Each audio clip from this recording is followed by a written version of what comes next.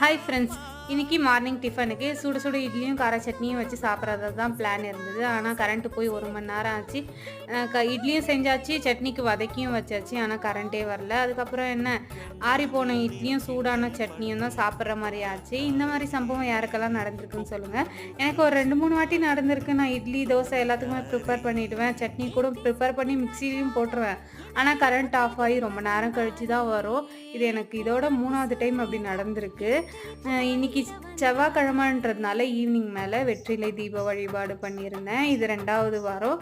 இந்த வழிபாடு எனக்கு ரொம்பவே லைஃப்பில் சேஞ்சஸ் கொடுத்தது. செஞ்சு 2 வாரத்தில் ரொம்பவே பாசிட்டிவான விஷயம்லாம் எனக்கு நடந்துகிட்ருக்கு. எந்த கஷ்டனாலும் இந்த வெற்றிலை தீப வழிபாடு பண்ணி பாருங்கள். 9 வாரம் சூப்பரான ரிசல்ட் கிடைக்கும். அது இல்லாமல் மன நிறைவாக இருக்கும் இந்த பூஜையை செஞ்சால். இந்த வீடியோ உங்களுக்கு பிடிச்சிருந்தா லைக் பண்ணி சப்ஸ்கிரைப் பண்ணுங்கள். பாய். அடுத்த வார ஷார்ட்ஸில் பார்க்கலாம்.